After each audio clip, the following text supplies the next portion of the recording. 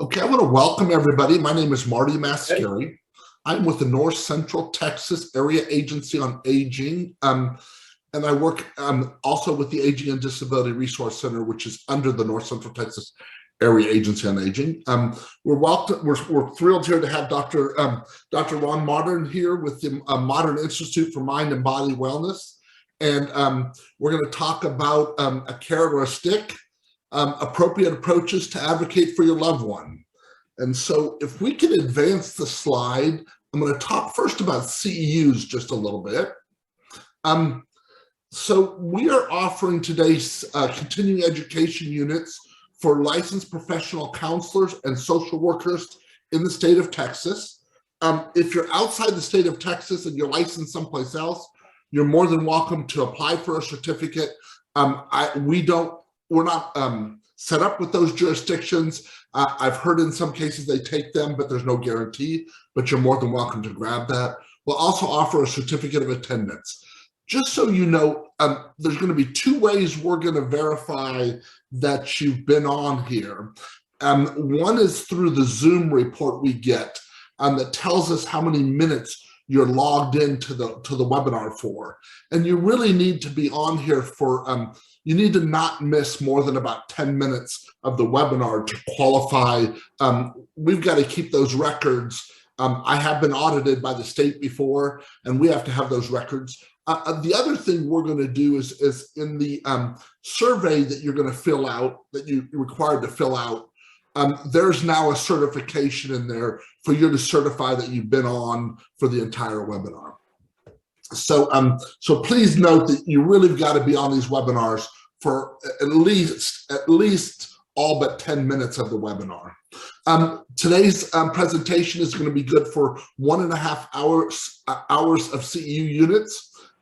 You must complete the entire webinar to qualify. You must also complete the Google survey.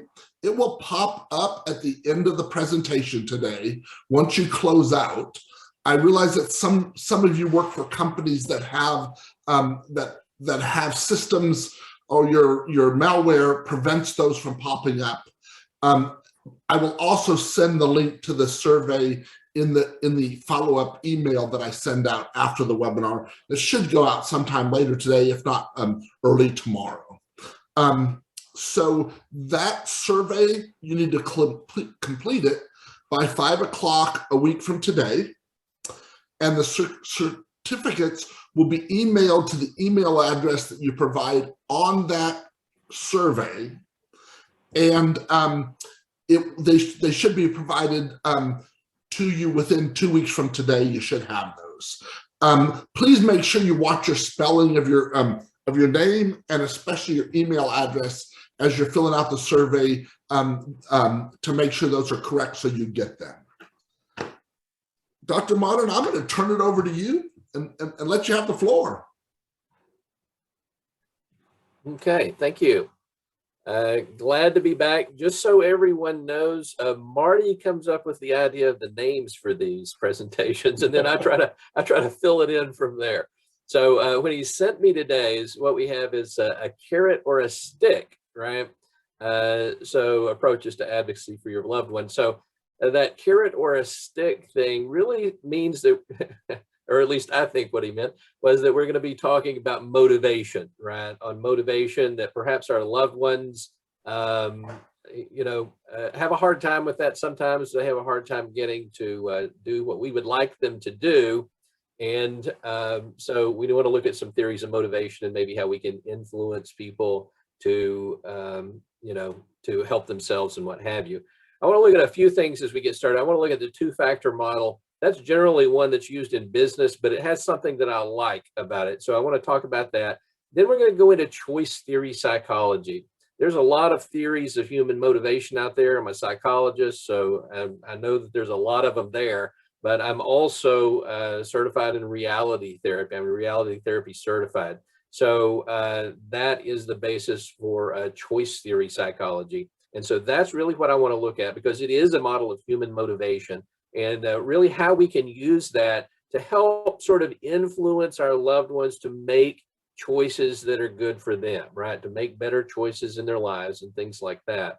So we'll look at the basic needs, the picks in the quality world, the procedures that lead to change, and then we'll look at some 7 habits that we can use. There's an interesting one on meeting the basic needs for loved ones. I'm excited to get to that one as well, just to throw it out there for you. So we'll look at that. Also, there's some resources at the end of that. So if you get the PDF, if you get the slides, then you'll have some resources on there as well. So the first thing I want to look at is the first theory of motivation is Hertzberg's motivation and hygiene theory. It's also called the 2-factor model. And the reason it's called 2-factor is because he has those 2 factors, motivation factors and hygiene factors. Now, the motivation factors are things that motivate us to do things. And this is what sort of why I like this idea of his. The motivation factors motivate us to do things, while the hygiene factors don't motivate us to do anything. But if we don't have them, then they demotivate us, okay?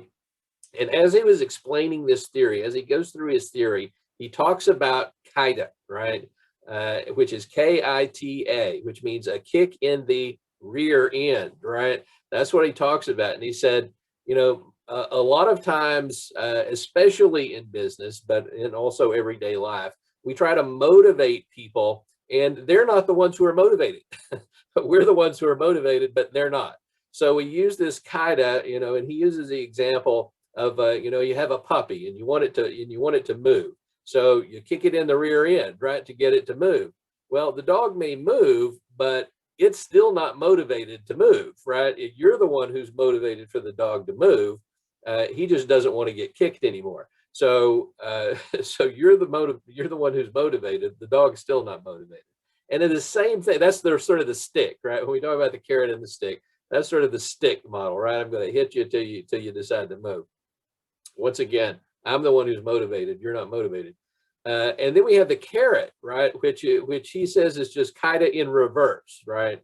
So, so I'm bribing you, right? So I'm going to get you to move. I'm going to offer you I'm going to offer the dog biscuit or what have you, to get it to move. Well, the dog is still not motivated to move for the reasons that I want it to be, right? I want it to move for a specific reason. The dog just wants the treat. Okay, so that's it. And this is often how we sort of deal with or try to deal with motivation in our normal life. Like I said, this is mainly for a business thing, but I like the idea of the 2 factors. I like the kita model, right? Because that is often what we use, the carrot or the stick, right? And once again, it's really the difference between intrinsic motivation, I want you to move for a specific reason, versus extrinsic motivation, right? I'm going to use the carrot or the stick. You're still not motivated to move for the reasons that I want, but you may move, you know, for example, right? When my wife wants me to do something, if my wife wants me to take out the trash or something like that, I may not be motivated to do that, right?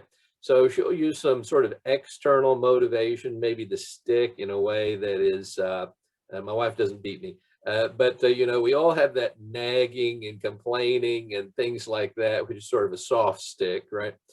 So they use that, and finally, you know, I just get tired of listening to it, and so I go do it. You know, I go take out the garbage. Well, once again, I'm not motivated to do that. I'm not motivated to take out the garbage. What I'm motivated on is to get my wife to be quiet. And those are 2 very different things, right? And it can work the other way. It can work with the carrot as well as that stick. But that's often what we use. We use these things, which we call deadly habits, and we'll talk about those later on. And they are really ways that we try to control other people, which is never good. Now, if some of you have been on here before, you've probably heard me talk about choice theory psychology a little bit as we've talked about other things, because it really is not only a theory of human motivation, but a theory of how we live our lives in general. Okay, and that was developed. Choice theory psychology was developed by Dr. William Glasser, a psychiatrist there. He originally came out with something called reality therapy. I think he came out with the book in like 1965. He had been practicing psychiatry for since the 50s.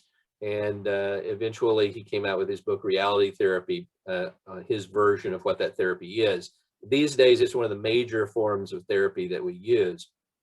At the time, it was just very different, and it still is very different in a lot of ways from other things.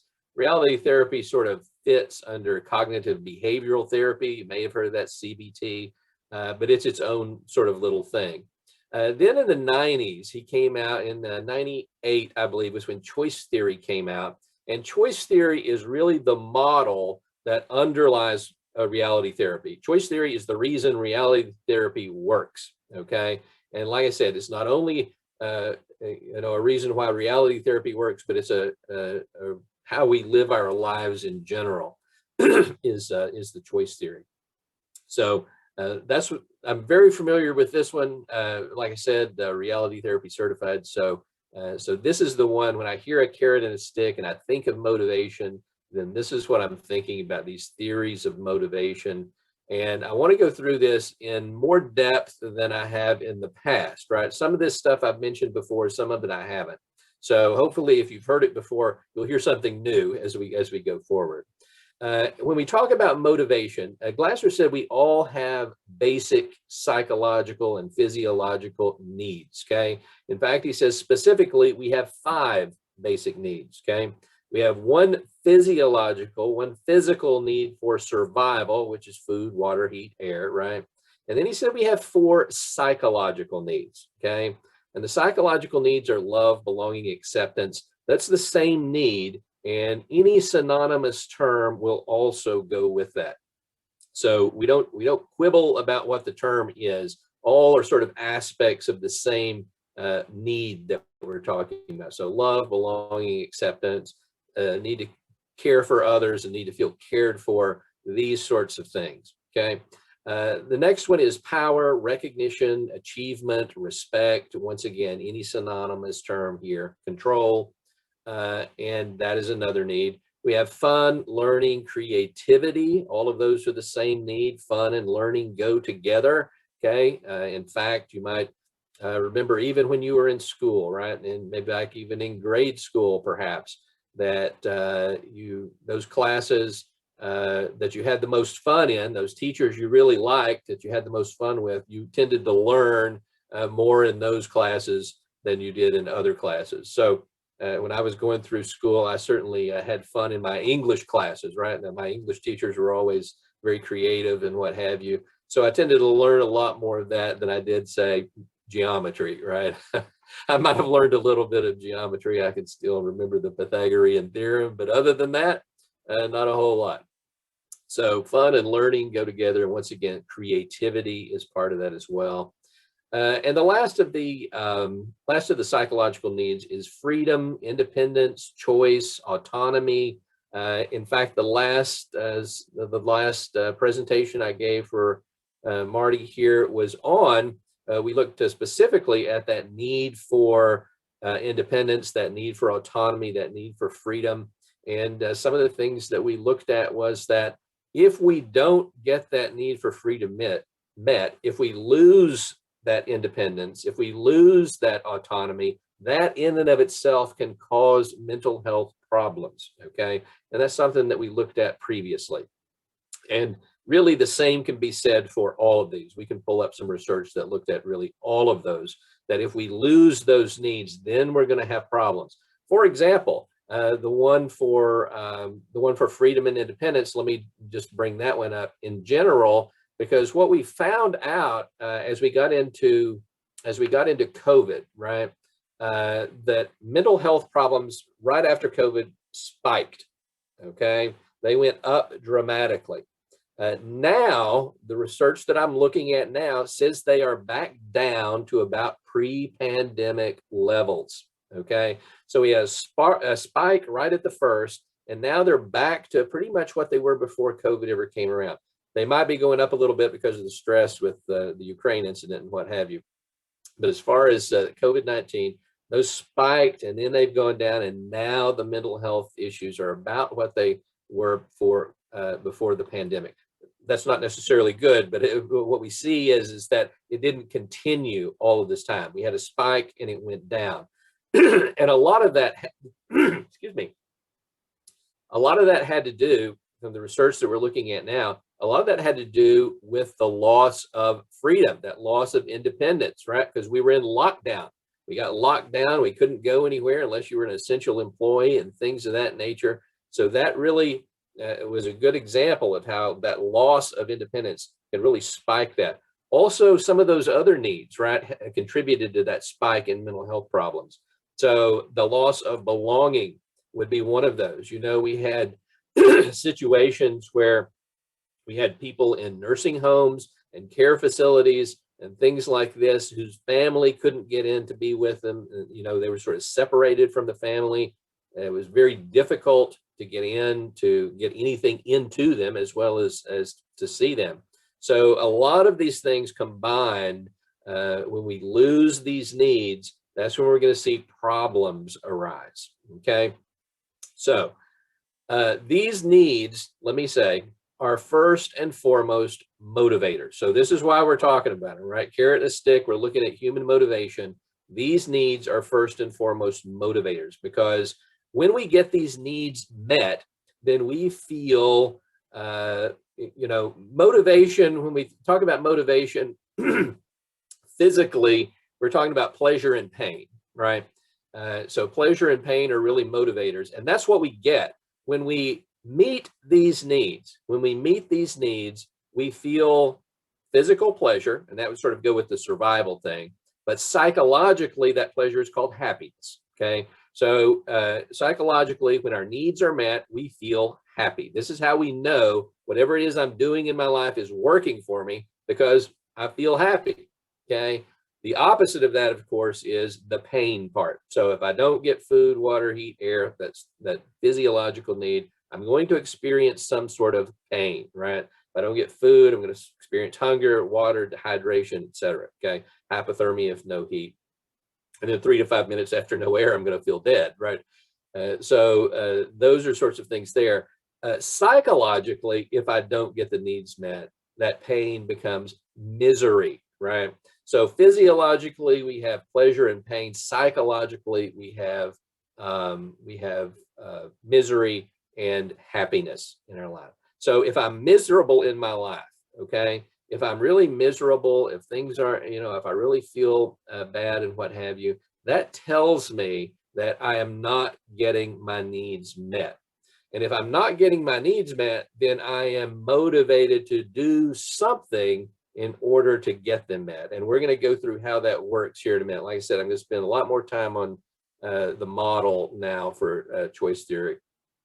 But if whatever it is I'm doing is meeting those needs for me, then I'm feeling happy. If it's not meeting my needs, then I am feeling miserable. Okay.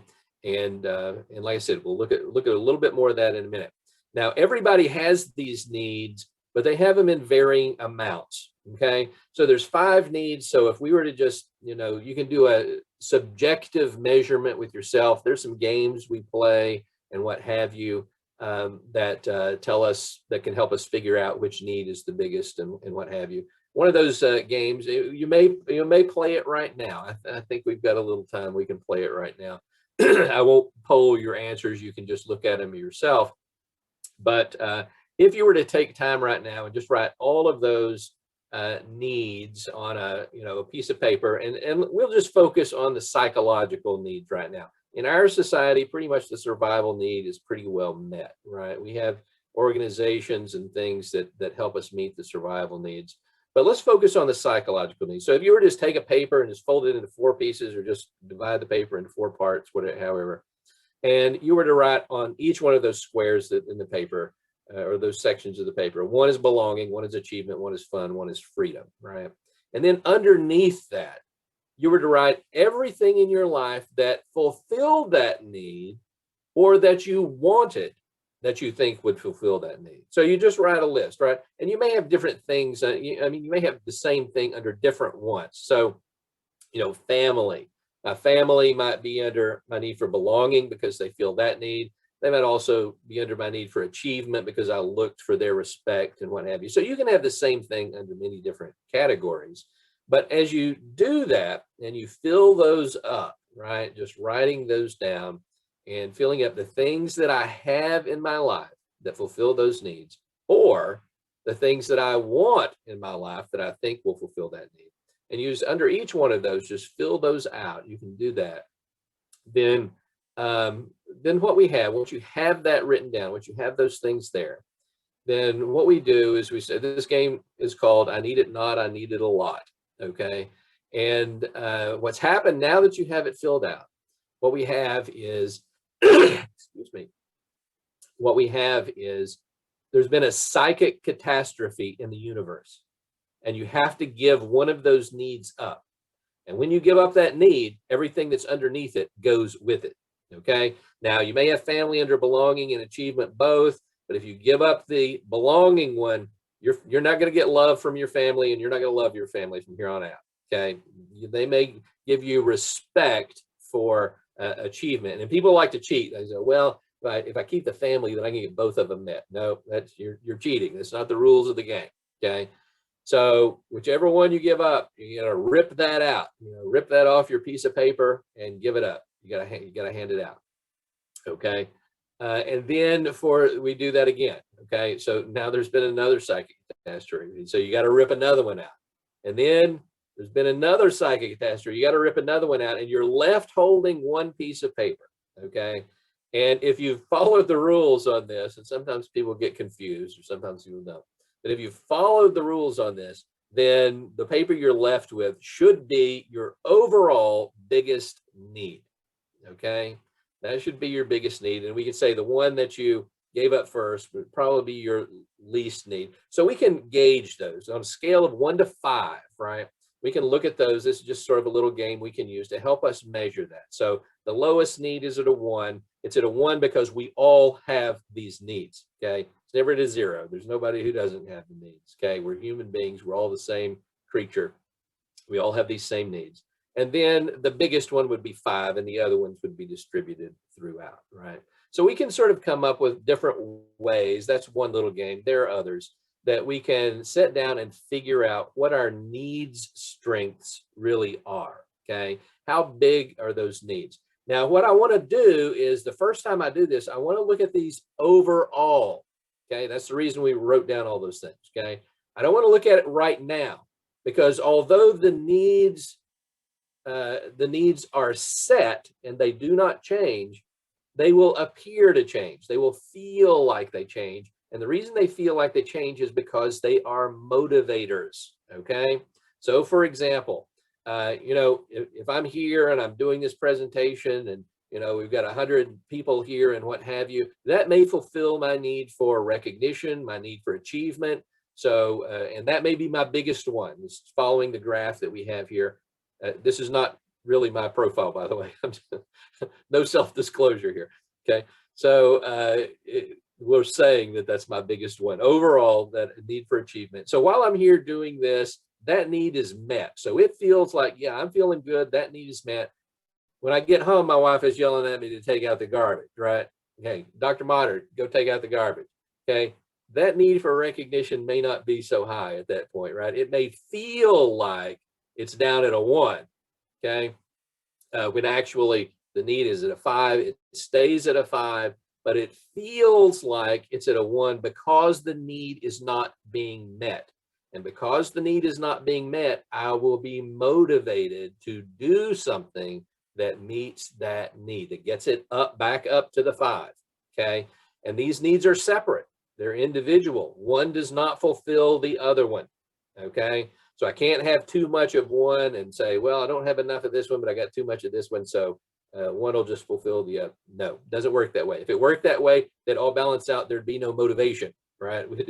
We'd just lay on the ground in a heap, right? So there would be no motivation for that.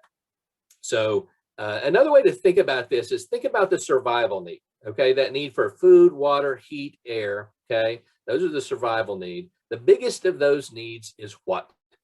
The biggest of those needs is air, okay? I can only live 3 to 5 minutes without air, okay? 3 to 5 minutes without air, 3 to 5 days without water, 3 to 5 weeks without food, right? And then as long as I'm not in hypothermia, I can continue to get that heat need met. So the biggest one of those is air, but when's the last time you thought about that? When's the last time you really thought about, gee, I need to breathe. I may not be getting enough air. Now, if you have some respiratory problems, maybe more than others, right?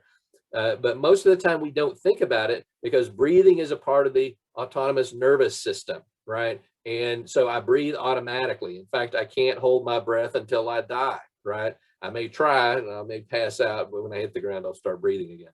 Okay, so that's part of the autonomic nervous system that I continue to breathe. I don't have to think about it. So the need is always met. So even though it's the highest need that we have of those, it feels like it's the lowest because I'm meeting it all the time, right? Now take something like, however, food. I can go for 3 to 5 weeks without food, without it killing me. But if I haven't eaten anything since breakfast this morning, then what might happen? If I eat breakfast this morning, that need appears to be very low. But as I go through the day, it appears to be higher because I haven't eaten anything, right? So hunger begins to set in, right?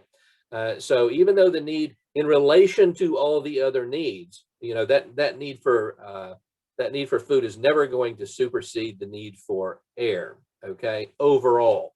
I may be starving to death, but if I have my air cut off, I'm gonna want the air back more than the food. Okay, so it's the same thing. That's the survival need, right? That's those physiological needs. It's the same way with the psychological needs. It's the same way with those mental needs, right? So achievement may be my highest need, but if I'm getting it met, if what I'm doing in my life is meeting that need for me, it may be very low. However, if what I'm doing is not meeting that need, then it's going to appear to be very high, okay? So for example, on this graph, freedom is the lowest one, but if I'm not getting that need met, it may appear to be up there at a 5. Now the need itself, once again, in relation to all the others, doesn't change, just like the survival needs don't. That need is set, okay? But it appears to be that because I am motivated to go out and do something to get that need met. And the longer it's not met, the bigger that need seems to be, okay? So this is the reason that, you may have, I've worked in corrections quite a bit. You may have, one of the examples I use there, somebody who has been, in prison for 10 years on a, 20-year sentence or whatever, and then they decide they're going to try to break out. Well, they just, and they get caught, right? Well, why would you do that? Half your sentence is already over. Well, may have had that freedom need, right? Not that criminal justice clients have a big need for freedom, but they might feel at that time that need's not being met, and so they're willing to do whatever it takes to get that need met, which ends up hurting them. And that's often what we do, is we make choices to try to get our needs met in the moment, which don't really serve us well in the long term. Okay. So that's the need strengths. There'll be time at the end. I'll leave time at the end so we can take questions or talk about this. So that's the need strengths. Once again, we have those basic needs. Okay, and most of the time, however, we don't talk about the needs so much. Prior to today, you may have never heard of them, unless you've heard me talk before. But what we do think about all the time is we think about our wants. Okay, what is it that I want? Okay, we generally have a pretty good grasp on that. Now, if we're working with our loved ones and things, just to take this back to the topic, right? And I see them engaging in, behaviors that aren't good for them, and those behaviors represent a pattern of behavior, then I know that what they're trying to do is they're trying to get those needs met in some way. So I may have to just sit down and ask them, right? What is it that you want in your life right now? You may choose to ask a little differently than that, right? You may just say, what do you want? After 20 years of therapy, I know that if you ask somebody what you want, the answer you will most likely get is, I don't know. Okay. So there's some ways that we can go about looking for that, asking that question in a different way. What's going on in your life right now? What are your goals? Things like that. What do you really want right now in your life? What do you want that you're getting? What do you want that you're not getting? We can look at different ways to ask that question. But what we're really trying to find out is what they want And from that, we can sort of look at what the need is, right? So, so this picture right here, what this represents is that out there is the real world, okay? And we may not ever fully know that at all, because the only way we know the real world is when it passes through a filter called the sensory filter, okay? And the sensory filter is all of our senses: hearing, seeing, feeling, smelling, tasting, okay? That is the only way we know the world, okay?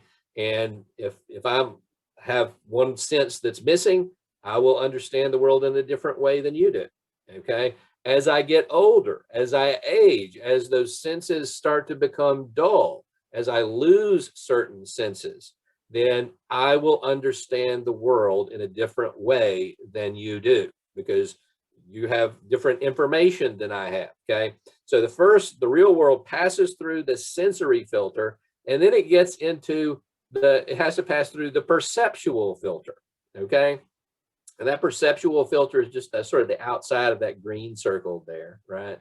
And the perceptual filter, perception is just how I make sense of reality, my idea of what reality is, right? So it gets through the perceptual filter, and it becomes part of the perceived world, which is also known as the everything I know world, because in this perceived world is indeed everything I know, right? So that's there. And then a very small part of that everything I know world is what's called the quality world, okay? And this is what we spend a lot of time in reality therapy looking at with clients, is what the quality world is like a mental mosaic, right? It contains the pictures of all of those things that meet those needs the best for us, okay? So the quality world is like a mental photo album, okay? So if I have something in my life that met one of those needs really well for me, that gets to be a picture in my photo album, okay? Now, once a picture is in that photo album, it never goes away. And some people may disagree with me on this within the choice theory reality therapy community. But my thing is this: when we talk about the quality world and we talk about it being a photo album and a mental mosaic, that's really wonderful euphemistic terminology, right? What are we really talking about when we talk about that? What we're really talking about is long-term memory, okay? And things that get into long-term memory generally don't go away, okay? They're there. And we know, things like substance use, right? So that picture of alcohol and other drugs can get into being my quality world, and I'm at risk of relapse from then on, right? Once that picture gets in my quality world, I'm always at risk of relapse. What I have to do is find other pictures to put in that quality world that meet those needs. And that's really what we need to do with our loved ones. And I'll talk more about that in a minute, but that's what we want to do. We want to find out with our loved ones, what's the picture in their quality world? What is it that they want? What meets their needs the best that they are trying to get, okay? Because remember, that's what's going to motivate them, is that picture in their quality world. They're going to be trying to go for that quality world. If we don't know what's in there, we can't help them. All we can do is try to control, right? We use the carrot, we use the stick to try to move them another way, but our time may be better spent if we try to figure out really what is it that's in that quality world. What are they motivated to achieve? What is that picture there? I mean, if they're able to draw it, that would be wonderful, right? And that's what I often have people do, is draw me a picture of what you want in your life right now, according to all those needs. So I explained the needs, okay? Just like we went through. So we have those psychological needs, right? We have the love and belonging, power and recognition, fun and learning, freedom and independence. I say, well, draw me a picture, and it doesn't have to be, this is not an art class, right? Stick figures are great, that's fine, as long as you can explain it to me. No symbols, okay? But literally, what is it that you want that you think will fulfill these needs in each of these categories for you? And so they just draw a picture there. And that may be very informative to me as I'm trying to advocate for my loved one that this is what they want. This is what they're after. Okay. I may not know that. Okay. Once again, I may have one thing in my mind that this is what they need to do, but they're trying for something very else. So that's going to create a conflict. If I know what it is they're after, and the more specifically they can tell me, the better it is, like I said, even draw it, then the more I can work with them to fulfill that need in ways that get them moving closer to where they need to be, right? Now, the bad thing about this is that, if you have loved ones who have, advanced stages of dementia or things like that, or a traumatic brain injury, even in some cases, things of this nature, it's very difficult to do this, right? In those cases, you just sort of have to be the person who says, you know what, this is what we're going to do, okay? If they're fighting that, that means there's probably enough there for you to work with this, for you to use this to work with, okay? So anyway, this is those pictures that get in the quality world. That's what we spend our time on, because the next place we go is sort of this place of a scale, right? Where one picture represents this picture I have in my head, in my quality world. This is what I want in my life right now. The other picture is what I've got in reality. And when those scales are out of balance, when what I want is not equal to what I've got, then I get frustrated, okay? I get a physiological frustration, which is an urge to behave, right? That's what frustration is. I want something, I don't have it, and I have an urge just to do something, okay? Even if it is wrong, okay? I just feel an urge to create behavior. And that sort of goes into what we call the creating place. That's sort of the black box of the mind. We have this urge, we know what we want, those pictures in our long-term memory, those pictures in the quality world. We want that, we don't have that. We get a physical feeling of frustration, and that somehow turns into behavior, okay? Now, we're not quite sure how it turns into what behavior it turns into, but as human beings, we just do things, okay? We have an urge to behave, so we do something. If what we do doesn't meet that need, then we just move on. We try something, we come up with another behavior, we do something else, right? If, however, what we are doing meets that need in some way, then it becomes a pattern of behavior. We will do the same thing over and over again, okay? We do not develop any pattern of behavior that does not meet our needs, okay? If I'm doing it over and over again, it meets my needs, okay? And we work with this same model in psychotherapy, okay? As well as the rest of our lives, okay? If I develop a pattern of behavior, it's because it meets my needs in some way. Now, remember, there's nothing that says what we do has to be good for us. The needs don't evaluate that. They're genetic, okay? The needs don't make a judgment on what I'm doing. They're just in the next, 10 seconds is all they're worried about as far as the needs go. I'm either met or I'm not met, and I don't care what you're doing that's meeting it, okay? That's where we sort of have to use that frontal lobe, right, that we'll talk about in just a minute, to decide whether what we're doing is good for us or not.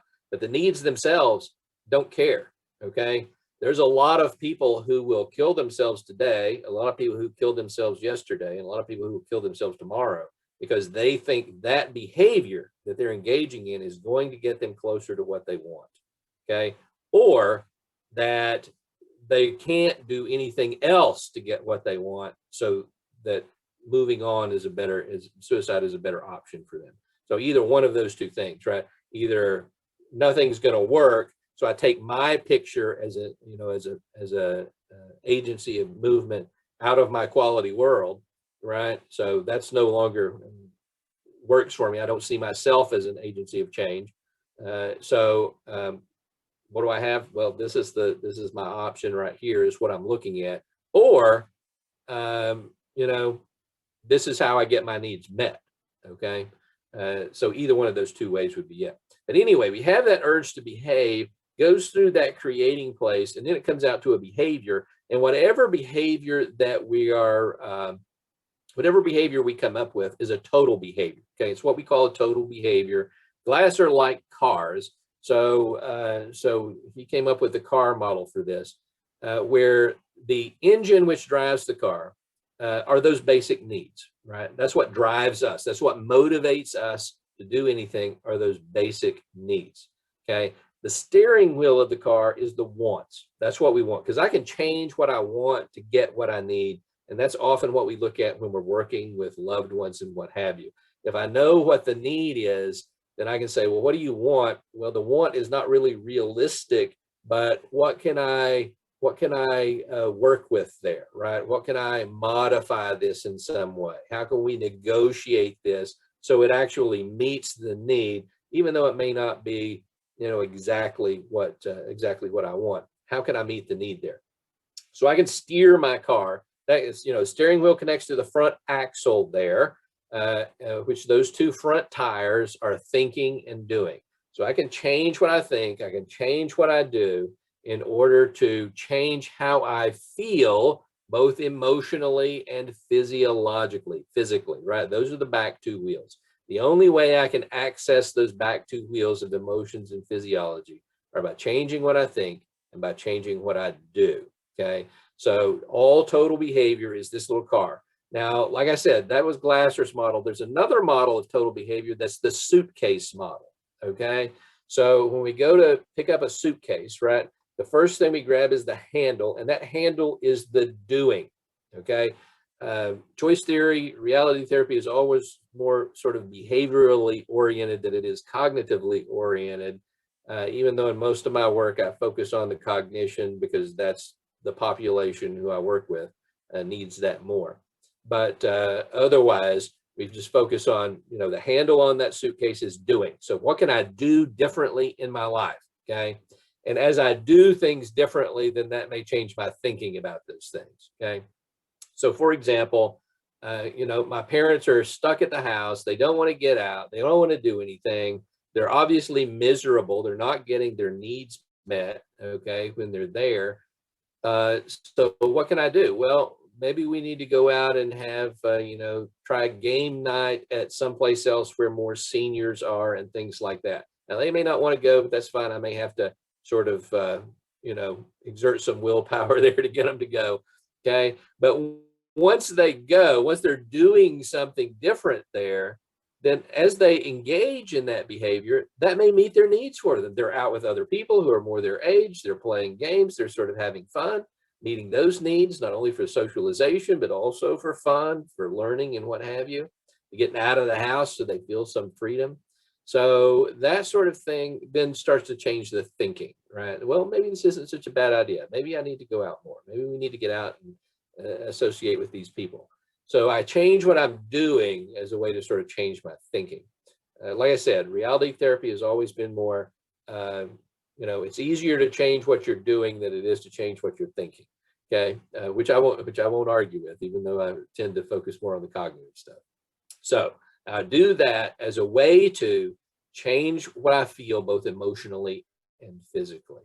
And so I engage in that behavior. So what we have is loved ones oftentimes who are engaging in behaviors that are harmful to them, right? They're not getting in what they want, okay? Or they are harmful to them. So we have to help them change those behaviors, right? We have to be the advocate for them. Because remember, those needs are what drive us.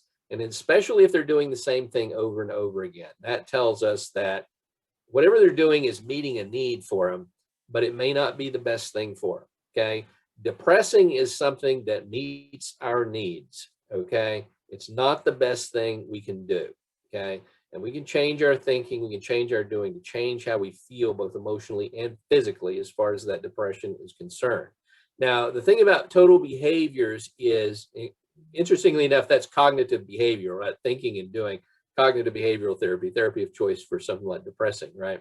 And I use that term depressing because remember, this is a total behavior. It's a verb, right? It's something I'm doing. So we always put it sort of an ing on the end of that, okay?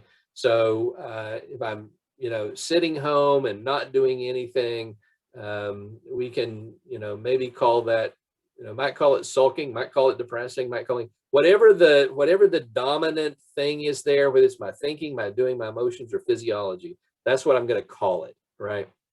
And that's the ing part of that. It's a little strange once you get used to it, but just remember it's a behavior, so it's a verb. right? So I'm doing something. So we just sort of add an ing on the end of it.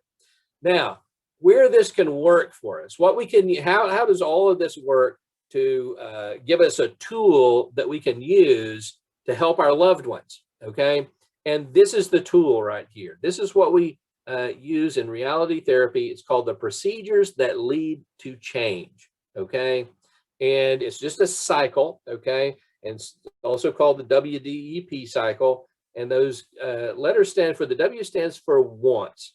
Okay, the D is for doing, E is for evaluation. And this is where we're going to use that frontal lobe, right? And then the P is for planning. Okay, so for each of those, we have questions that we want to ask. And the first question is, what do I want? And like we talked about previously, this is where I may have to sit down with my loved ones, right? And have a conversation with them, figure out a way to ask this, because like I said, when you ask, what do you want? My experience has been, well, I don't know what I want. Okay, so we have to come at it sort of a different way, right? Sometimes some people know exactly what they want, right? They're able to do that. Sometimes we have to draw the pictures. Sometimes we have to use different language or whatever it is, talk about goals or things like that. But we can get to that, we can get an answer to that question of what is it that I want? What do you want? Okay, the next question, this is the D, right? This is the D. It's what am I doing to get what I want? Okay, what am I doing to get what I want? Well, I'm not doing anything. Well, don't be surprised that you're not getting it then, right? Okay, oftentimes people get stuck in this place. And this is where, this is where they come to therapy, right? Say, well, once I figure out what I want, I don't know what to do about it, right? So I need somebody else's opinion on this. But I can work with my loved ones to figure out what is it that you want, and then what are you doing to get what you want, right? That's what I want to look at. What's the behavior there, right? What's that total behavior? And then the evaluation question is, this is the part where we're using those critical thinking skills, right? That frontal lobe is what I'm doing getting me what I want in a way that isn't hurting me or others, okay? So is what I'm doing getting me what I want in a way that doesn't hurt me or others? So if I'm doing something and it's hurting me, then it's a bad choice. I need to stop that. In fact, that's in reality therapy, that's sort of our definition of good and bad, right? It's good if it gets me what I want and it doesn't hurt me or other people. There's nothing wrong with it. If I can do that and get what I want, there's nothing wrong with that. If, however, what I am doing is hurting me, then it's a bad choice. Or if it is hurting others, then it's a bad choice. Or if it's not getting me closer to what I want, I'm sort of spinning, we talk about sort of spinning our wheels, right? The total behavior car is just spinning our wheels. It's not getting me any closer to what I want, okay? So I'm gonna have to do something differently, okay? So that's where we go back to the doing part. I wanna do something differently to help me get closer to what I want. And then once again, like I said, we wanna look at that. Is it hurting me or is it hurting other people? And oftentimes when we're helping our loved ones, that's really where we can go with that, right? Mom, dad, spouse, whoever, even kids, whoever it happens to be, having that conversation of, I understand that, you're ready to move on and what have you, but that's really not acceptable to us, right? We don't want to let that happen. We still care about you and what have you. And so what you're doing is really hurting us, even if you don't think you don't care if it's hurting you or not, but even if it's hurting other people, then I need to find another way to go about that, right? So oftentimes that's where we have to jump in, sort of look at different ways to do that. And, I'm sorry I can't be more specific. I know everybody on here probably has, we use these throughout our lives, right?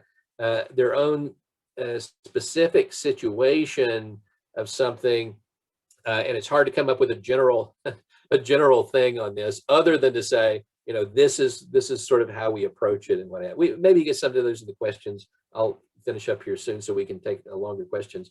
But what am I doing? Is that getting me what I want without hurting me or others? And really asking my loved ones that. But also these are questions I ask myself when I'm working for the loved ones, when I'm working with them and for them, right? What do I want to be different? What are they doing? What are they doing that I think is hurting them, or it's hurting others, or it's not getting them where they need to be? What do I want out of the situation? Well, I want them to make better choices. I want them to choose this way. Okay, so what are you doing to get that?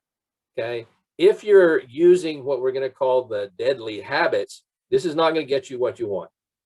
Okay, we're back to KIDA. We're back to that kick in the rear end, or bribing them to get what they want. Either way, they're not motivated to do that. They're just motivated for you to quit doing what you're doing.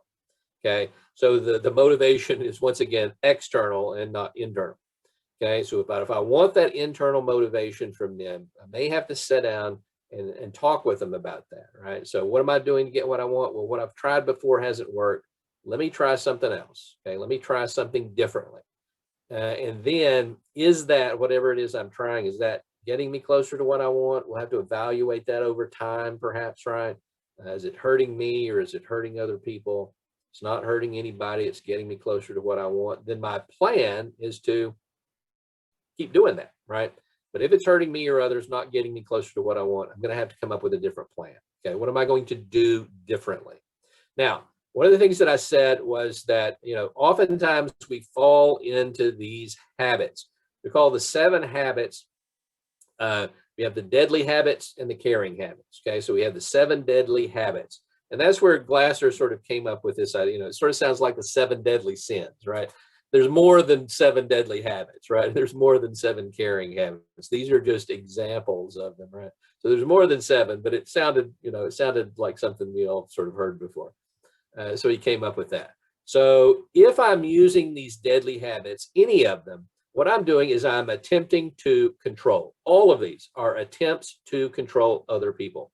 And how much do you like being controlled? Okay, if you're anything like me, you don't like it. Okay, I don't care if it's good for me or not. I don't like being controlled, right? So as we move forward, we have to look at this and say, am I really trying to control these people, realizing that it might be better if I influence them? And how do I influence people? I get my picture in their quality world. Okay, I get my picture in their quality world. I meet their needs so that my picture gets in their quality world, so that they will listen to what I have to say. Now, if it's your family, most of the time your picture's already in their quality world, right? So I have an edge on that, right? Loved ones, things of that nature, my picture's usually already there, so I don't have to worry about that so much. But if I use the deadly habits, then my picture is going to fade. Okay, it's not going to go away. It's always still going to be in there. But just like a photograph that isn't being, looked at, it's just sort of going to fade over time. So my influence on people will become less as my picture fades in their quality world. Okay, if I can help them meet their needs, if I can keep that picture bright, okay, in their world, they're more likely to listen to what I have to say, to take suggestions, and things like that. Okay, so anytime I'm using the deadly habits, not helping my picture in their quality world. If I'm using the caring habits, I am putting my picture stronger in their quality world. So let's look at those deadly habits right quick. Okay, angering is one of them. Very difficult. And remember that angering, we're not talking about an emotion here. We're talking about a behavior. The ing on the end of it. So when we look at that total behavior car, the emotional aspect of it is certainly anger, right? But there's also some thinking that I've got going on, some behavior, and then physiologically things that are happening that we would call this behavior angering. Okay, sorry about that. So we have that angering that's going on. Okay, not good. When I'm angering, and we all fall into these things, right? There's a reason that there's sort of canonized, right? Is because we all, that's human behavior that we fall into these things. If I get angry, will you do what I say? Yes, you may do what I say, but where's the motivation? Once again, we talk about kaida. I'm just angering. It's just a stick that I'm using to beat you with in order to get you to do what I want you to do when you're not interested in it at all. Okay, and we certainly don't want that, to use that with our loved ones. Okay, Every now and then we all get angry and what have you, but we want to try to limit the angering as we go forward. Blaming is another one of those. And remember, the behavior here, maybe I'm blaming somebody else, but the total behavior is also blaming. Okay. So I've got thinking, I've got behavior, I've got emotions, physically things that are going on with me as I'm choosing to blame. Okay. Which is the infinitive form of the verb, right? Choosing to blame. So that's another deadly habit that I do not want to use. Now, sometimes we have those thoughts in our head, right? And we get into that, but we can move out of that. We can change our thinking. You know, that's our wheel, right? We can change our thinking to change this total behavior. Complaining is another one, okay? Complaining and nagging go together. Sometimes they're separate. I'm not sure what the difference is between complaining and nagging. Maybe nagging is a more intense form of complaining. But, you know, we often use this. And why do we use it? Because we think it works. Right? When my wife complains and nags for me to take out that garbage, once again, no self-disclosure, right? My wife doesn't really do that. But anyway, she nags and complains, just for example, that for me to take out that garbage. I may end up taking it out, but I'm not doing it out of any internal motivation to get the garbage to the curb. I'm doing it because I want her to be quiet, right? So my motivation for doing that is very different than her motivation for complaining, right? So once again, we want to look at that external, internal motivation, right? What is intrinsic motivation? What is extrinsic motivation, right? Intrinsic, I'm doing it for me. Okay, extrinsic, I'm doing it because I don't want to get hit with a stick anymore. Okay, is basically why. So we don't want to hit people with sticks ever. Okay, emotionally or physically, right? Criticizing is another one, right? Criticizing is one of those deadly habits. You know, it's something we all fall into, you know, every now and then. Even if it doesn't come out our mouth, you know, we may have it in our head and what have you. However, criticizing as a deadly habit is indeed a behavior, okay? So we want to stop that as well, okay? Demeaning. Certainly we don't want to be demeaning with other people. Not a good place to go. It does not put me in their quality world. Let me tell you, if I'm in there, my picture is going to fade rapidly if I start that demeaning stuff, okay? I was thinking about the Gottmans, and the Gottmans do a lot of research in relationships and marriages and things like that. And the Gottman Institute, they do a lot of marriage research, things of that nature. And there's one thing that they say for all their years of research, and they've done lots of research on this, that will destroy a marriage. You know, 90-some%. They've come up with, you know, like 97%. If they find this in a marriage, the marriage will not last. And that what they find is contempt, right? If there's contempt in that relationship, then it's not going to last. Okay. So the demeaning sort of falls in there with contempt. If I'm demeaning somebody, I'm showing contempt for them. Okay. And that is something that is not good for my relationships. It will not sustain a relationship. My picture is fading pretty quick from the quality world if I'm demeaning. Threatening. Certainly threatening is something we don't want to do.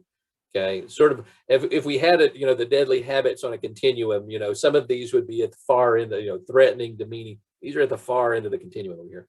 But threatening, we don't want to do that. And, you know, there are ways to do that. It doesn't mean I'm going to hit you, you know, either do this or I'll hit you. But it could be something like, well, you know, if you don't do that, then this is, you know, what's going to happen. And that's not just a statement of fact, but I'm using, you know, exaggeration or hyperbole or whatever it happens to be as a way to threaten. Okay. Now, if it's fact, then I just want to give somebody the facts because that's what I want to do. If you do this, then this is what's going to happen. Okay. So that's how I help people learn to make better choices, right? Especially with kids, right? So you do this, this is what's going to, my father growing up was very good at that, right? If you do this, this is what's going to happen. Let me assure you, if I did that, that's what happened.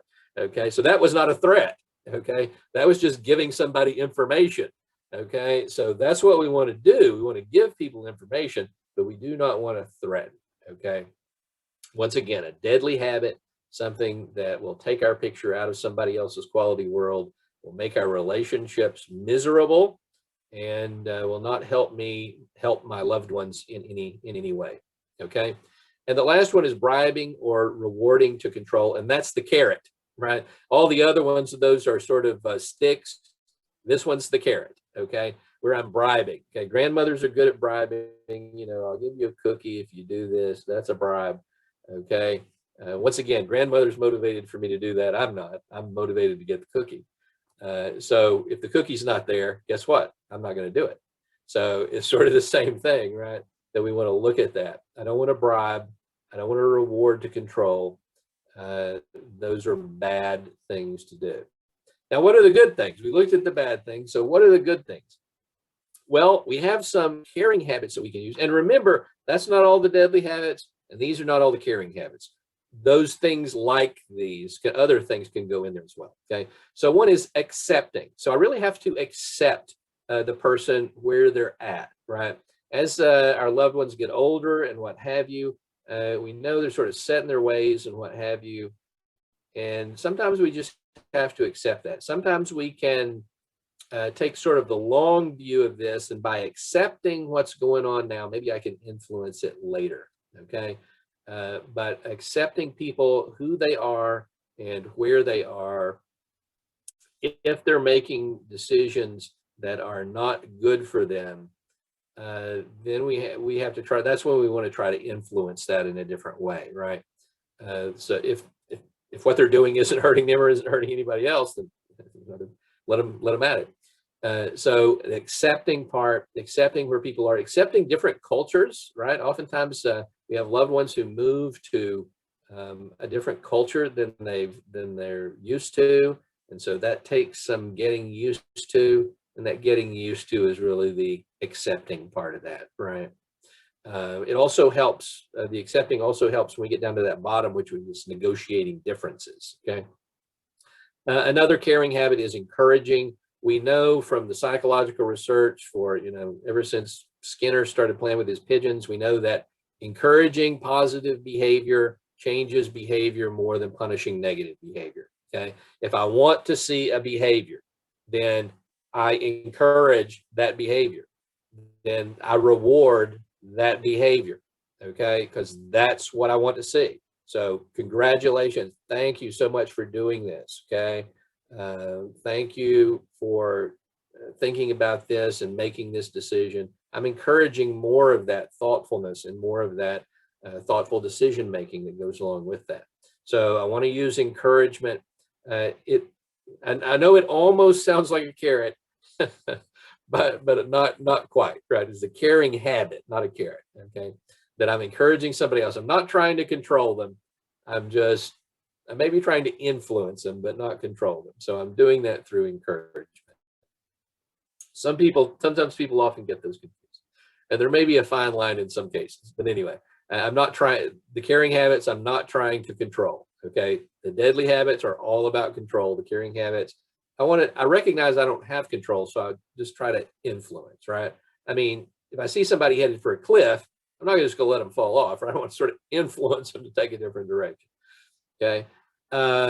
Listening is another one. Listening to what people have to say. This goes in with the procedures that lead to change, right? When I'm saying, what do you want, right? I need to really listen sometimes and say, what is that? What are what are they really talking about? They're saying this. What does that really mean? Okay, what are they really talking about here? What do they really mean from this? So listening with an intent to understand, not listening with an intent to reply, right? I just want to listen, okay? This is the first step to empathy, right? And that's really what, I didn't put empathy under the caring habits, but certainly it is one of those, okay? Empathizing would be the verb for that, right? I want to listen to what people have to say. I want to communicate that understanding back to them, okay? I want to communicate that accepting back to them, okay? So that they're listened, they're heard. And oftentimes that's what people really want. Why are they doing this? Because they want to be heard, right? Respecting is another one. How do I show respect to other people? Even if they're doing things that are harming them and we need to change those things and we need to change them right now, I want to do that in a way that shows respect to the person, Okay, so respecting, supporting is another one. Trusting, of course, trusting that they have enough knowledge to make their decisions on this, and that they may be different than what they want, may be different from what I want. So I have to trust them on that. As long as they're not hurting themselves or other people, it's up to them. Okay, if they're not hurting themselves or other people, it's getting them closer to what they can relate that they want. Good for them. And then that last one is negotiating differences. Okay. So instead of bribing or rewarding to control, I want to negotiate the differences. This is what I want, but now I understand that this is what you want. So how can we, and this is where I think would be best for you. So how do we come up with some negotiation? How do we come up with some bargain here that will move you a little closer? I'm willing to move a little way this way, but we want a win-win situation out of this. Okay, we want our loved ones to be treated with respect for their decisions and what have you. At the same time, we want what's best for them, right? So sometimes we have to negotiate differences on that. And even if the negotiating differences doesn't get me where I want immediately, once again, when I do this, it helps support my picture in their quality world, so they're more likely to listen to what I have to say in the future, because they know I'll negotiate with them, other than trying to force them, trying to control them to do something. Okay, so do the caring habits. Don't do the deadly habits. Stay away from those. Print this page out, hang it on your refrigerator as a reminder, right? Oops, I'm doing this. Oops, I'm complaining. Oops, I'm nagging. Oops, I find myself blaming a little bit. Don't do those things. Okay, move out of those. Practice the caring habits instead of the deadly habits. Okay, now this is sort of what I wanted to talk about here for the next couple of minutes. Is just, sometimes we have to think out of the box. Okay, and I've always been a proponent of virtual reality as a way to help us meet needs. And this is from an article I got on using virtual reality to help the elderly meet their needs. So we have an elderly woman who is sort of homebound. She can't get out. She loved the beach and loved things like that, but she can't go out. She can't do that anymore. So what did they do? They have a virtual reality program, and that's the picture. One of the pictures from the bottom. There's this, the sand dunes. You got the islands out there, and the water, and the palm trees. And there's usually a sort of maybe a guided meditation or a guided visualization that can go along with that, where you can create one of those things. Now, where do you get this? Have no idea where you get. No idea. You can go on and look for it though. Okay, I mean, Oculus 2, is a 3D program. Facebook has that. They have lots of programs on that. Some of them are wellness programs. I have an Oculus 2. But they have these programs for virtual reality that we can help people. Do they get to go to the beach? No, they don't get to go to the beach, but thinking that I'm at the beach, remembering that I'm there, experiencing this sort of thing as it goes on. It may not meet my needs totally. It may not get me what I want exactly, but it will help to fulfill the need and bring greater happiness. So I thought this was great when I saw this, and like I said, sometimes we have to think out of the box. If I'm going to negotiate differences, right? I want to go to the beach. Well, Mom, you can't do that. There's no way we can do that. But we have some other things we can do, right? Maybe we can buy a little kiddie pool, fill it up with sand in the backyard, and have another one, and bring in a fake palm tree, or just whatever. We're just we can sort of think about all these things. What can I do that will help these people as they get older, as they can't do these things themselves? How can I help them meet those needs in a positive way? So I love the idea of virtual reality for that. I love the idea of this sort of thing to get people who are homebound and can't really get out, but they can for example, somebody who may be is bedridden and can't even get up and walk or something like that. They have virtual reality games where you have limbs, right? Where you actually have limbs and you can move those things and what have you. And, give me a sense of movement, even if it's not there, for a brief time. Maybe I can help get that independence need met, that autonomy need met through virtual reality as we move forward. So just many different ways. What I'm encouraging here is just sort of thinking out of the box. How can I help people get their needs met so that I get my picture in their quality world so that I can influence them in more positive behaviors as we move forward? Okay, so here's some resources on the end of those for the elderly, and those are available to you. Like Marty said, you can get the slides to this show. Okay. That's all I've got for that. Now I'm going to stop sharing here and get back. Okay, so any questions? Do we have any questions?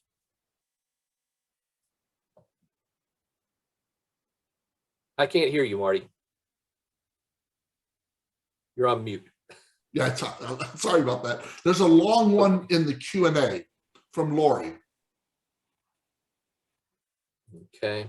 My 86-year-old mother moved closer to me. Brother's now in a nursing home. She wants to go live with the youngest brother, and it's hours away.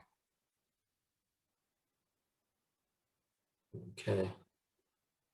They plotted this plan without my input.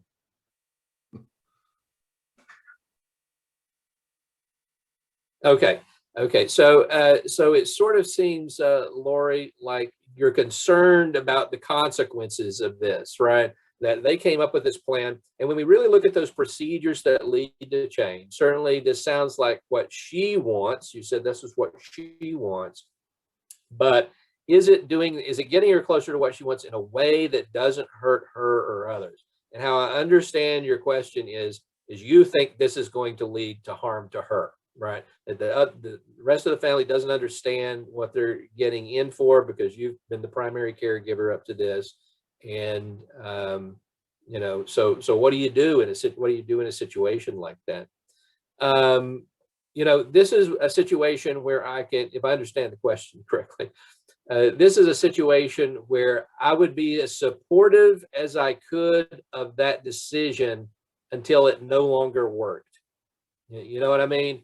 I understand they live hours away. There's limitations on what you can do, but within that realm of a possibility of things that you can do, a probability of things that you can do, I would do those things, right? I would support that as much as I could. And then if it doesn't work out, then you can plan on other plans, or you know what I mean? I foresee that this is not going to work out and this is what's going to have to happen. So I can plan for the future, right? But be as supportive of it as you can because that's what she seems to want. But if it doesn't work out, also plan for that, okay? So I really don't see any other solution to that. Because often, you're probably in a similar situation to many other people in that, right? Where I'm seeing people who want things in their lives that, it'd be great if that would work out, but I just don't think it's going to work out for them. I think that's going to end up being harmful. But you have other family members who don't think the same thing. So be as supportive as you can for what it is, and if it does, but make plans for if it doesn't work out. How do we get her back, right? How do we move on from there? Sometimes, that's all that you can do, right? Without really stepping in and trying to control and creating problems with the relationships with the rest of the family, as well as your mother and what have you. Sometimes all we can do is just be supportive of what it is, but sort of plan for if we think it's not going to work out. That's about it. Kate Peters has one in the Q&A that she just put up. Okay. Okay, had a caregiver show up, had to mute for a while. Will this be on YouTube anytime soon so I can catch up? Yes. Okay, I don't know. Marty, that's your Yes. question. I'm sorry, and I didn't read that thing. Yes, we put all of the webinars on YouTube.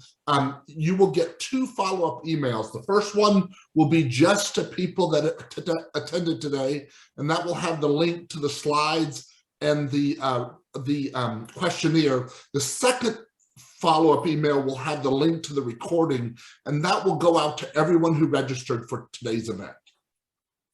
And that will be in about a week. Okay. We have another question I see over in the chat. What's a good way to get a 91-year-old father-in-law to basically engage in the activities of daily living, right? Just because he doesn't want to, and you're really sort of at our wits' end. Oftentimes, this would be where you would want a professional to come in. Okay, I understand that many people have financial problems and what have you, but even if you could get them to come in once a week, okay, and to shower them and get them bathed and cleaned up and what have you.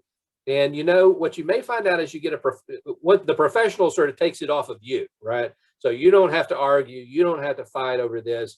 A professional is going to come in and do it, right? We want this done. So they're going to come in and do it. So it sort of takes the heat off of you. At the same time, as they get themselves cleaned up, as they go through this shower and wash, you know, clean clothes and stuff like that, that may actually help them feel better. And they may, once again, they may decide that, you know, this is sort of works for me. I like feeling better. You know, I don't feel so bad when I get myself cleaned up and what have you. So that maybe this is one of those times where we use that suitcase, right? Where we grab on the doing part. What can we do differently? And as they do something differently, that may help change their thinking, right? So, you know, but I would definitely, that might be one, if it's possible for you, and maybe if not even a professional, maybe if you could, a family friend from, you know, or something like that, who could come in and do it and help them do that, you know, just once a week would be enough to where then you could have the conversation, well, how do you feel after you did all this, right? You know, I feel sort of better after I get through it, right? So, so that sort of thing. But if you can, I definitely let a professional come in and do it, and just tell them that, you know, they're not going to want to do it. We need you to do it. Okay. No matter what they say, we need you to help them get cleaned up. So like I said, it sort of takes the heat off of you because somebody else is doing it. But then after it's done, sort of say, well, you know, how'd this work out? You know, you like, you know, feeling better. I know I feel better when I get cleaned up, right? Most of the time I'm sitting around in the, you know, in the sweats and what have you, may have not taken a shower or what have you. And I feel a whole lot better when I do that. So sometimes we find that is something that works as well. Lots and of just keep compliments. keep thinking of things. Lots Okay, of compliments. More questions here. Yes. I don't see any more questions. I think that, hold on just a second. Should consider I have found outside professionals can give more insight with my mother than I can. They are far more persuasive about getting my mother to do things. Absolutely. Yeah. A lot of times those relationships and history in the relationship between you become barriers with getting that stuff done as well. Don't you think? You know? Mm-hmm. Yeah, you know, familiarity breeds contempt, right? So especially if you're getting that close with family and things like that, and having to take care of them, sometimes, you know, even unconsciously, you know, I mean, if you were to sit down and ask and say, yes, I appreciate it, yes, I know you love me and I love you, and yada yada. But as we go through our day, it doesn't seem like that, right? It doesn't feel like that. It feels like more of a push and pull contest than it does anything else. And oftentimes when that happens, that push, and if I feel like I'm in sort of a push and pull contest there, that means that I'm probably trying to control, and they're trying to control as well. So that's when I really want to try to negotiate differences as much as possible, right? As much as possible. Just look for ways to do it, you know, and look for ways to inculcate these 7 caring habits and the other caring habits that we have. But look for ways to do that. Don't just wait for opportunities, right? A teaching moment, you know, popped up. No, don't wait for that, right? but look for ways to intervene and ways you can use these things to, really improve the relationship so it doesn't become such a contest all the time. Yeah, I mean, it really requires a lot of effort on your part, right? When you're working with family members like that and what have you.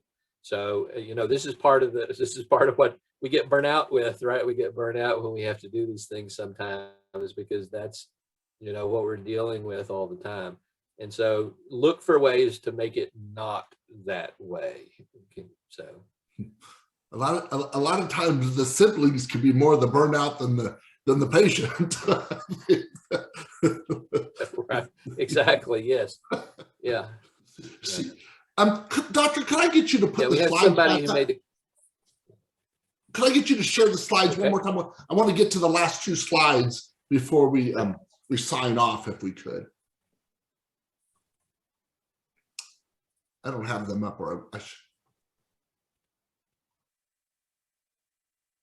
there we go. If we can get down, yeah, there you go. I want to go over the continuing education units one more time with you all. Just so you know, for those of you that weren't on at the very beginning, we're providing continuing education units today for social workers and licensed professional counselors. The CEUs are available for those licensed in Texas. If you live outside of Texas, we're not set up with those jurisdictions, but I've heard sometimes they take them, no guarantees. We also offer a certificate of attendance if you'd like that. It's good for 1.5 hours CEU credits today. You must complete the entire webinar live. You need to not miss more than about 10 minutes. We're going to be looking at the Zoom records of how many minutes you're on. And then also you must complete the survey. The evaluation survey should pop up as you close out today. If it doesn't, I know a lot of companies have blocks for the kind of thing. So if it doesn't, you'll be receiving that in the follow-up email along with the link to the slides. So you can get it off that, or if that won't open up at your company, you can forward that email to your personal email address and you should be able to open it up on another computer. The Google evaluation needs to be done by 5 o'clock next Thursday. Next Wednesday, in order to qualify, and the certificates will be out to you by the following Wednesday. And then let's look real quick at what we have next. Our next one is going to be about mom refusing physical therapy. And should you push or should you yield? And Dr. Mottern's going to join us for that next week. So or actually the week after, we hope to have you all there for that. And then real quick, do you want to put up your contact information again? And so people will have it, which goes back 2 slides. And if you want to get a hold of the doctor, here is his contact information. And then the last time you talked about the one, and I forget what program it was, that you were available to do if anybody's company or group would like to have that presentation done for them. As in my position at the state of Texas, we do have that cumulative stress and self-care presentation. It's an hour long. My contract is up the 31st of this month. So if in the next 2 weeks you'd like to have that presentation, then please let me know. We can schedule something around what I've already got done. But cumulative stress and self-care. There you go. And please not on Tuesday the 30th at 2 o'clock. Since we've got our one. So, but thank you all. Doctor, thank you. I'll be here then. You'll be here then, that's right. Thank you so much, Doctor. Thank you once again. It was just incredible information. Thank you all for joining us. You all have a wonderful day. And if you have any questions or need any information, please email me or give me a call, and we'll try to make that happen. We've got lots of webinars this month, and we're working on lots more coming up. Thanks, y'all, and have a great day. Thank you.